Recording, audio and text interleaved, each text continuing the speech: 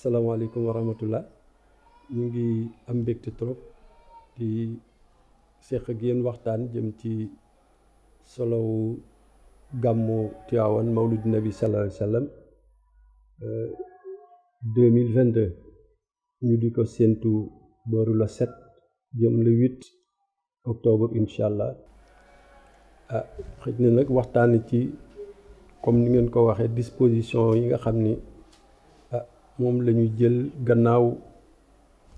pause bi nga xam ni moom la moo amoon ci organisation événement xadara bi dëgg la gàmmu 2022 gi dafa tombé ak reprise depuis 2019 si la ñu mujjee woon def gàmmu gi yàlla dogal Covid jaar fi c'est Seydi Aboubacar Sy Mansour waxoon ne nañu bàyyi ba gàmmu gi ba Covid bi woyof ñu soog a def xool daal lan la ñu jamono di may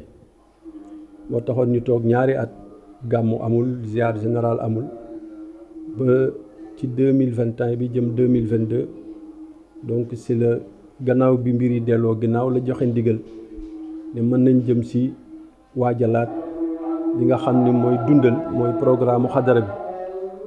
donc lu mel ni ziar général te ñu def ko ba noppi waaye surtout événement phare bi nga xam ni daanaka mooy mobiliser xadara bi yëpp di mobiliser njaboot Seydi Hadji Malick yëpp mooy gàmmu gi loolu nag reprise bu nekk dafay metti te bi ñu defee ziara général bi gis nañu ni la ñu daan xaar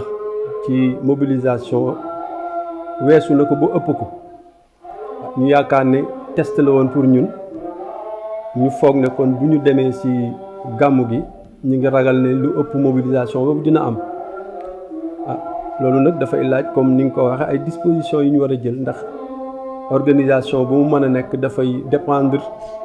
ci mobilisation ak ñay daje ci xew-xew boobu mu tombe waat aussi ak centenaire nga xam ni Cheikh Seydil Hadji Malick radiallahu taala anhu ren jii la 100 ans bi mu génnee àdduna ak léegi ñu revisiter li mu ñu fi bàyyil ndax itam ku samp bu mel noonu dem ba nga demee léegi mat siècle yaakaar naa ne loolu laat ñu jàngat surtout ki nga xam ni moom la concerné dafa wax lu bari bind lu bari santaane lu bari ñu ne kon gàmmu gi aussi coïncide na ak boobu centenaire war a influer aussi ci disposition yi ñuy jël waaye itam mu tombe waat tam gàmmu tombe ci nawet nawet nag naawe wet loolu it nekk indicateur bu organisateur yi war a jël en compte baneen bi nga xam ni nag moo ci mujje mooy dafa tombeek mu Tiwaawan am ay chantier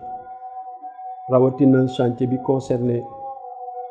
jumaa ji nga xam ni moom la xalifa bi tàmbali te noppeegul te mënuñu ko ubbi te mu impacté ci circulation yi nga xam ni moo war a am Tiwaawan ndax daanaka dafa am artère ay axes yoo xam ne daf daan faciliter mobilité urbaine bi te yooyu dañuy obligé wàññi ko moo tax yooyu ci compte tenu de raison yooyu yëpp moo tax disposition yi ñu jël c'est en rapport ak cette nouvelle donne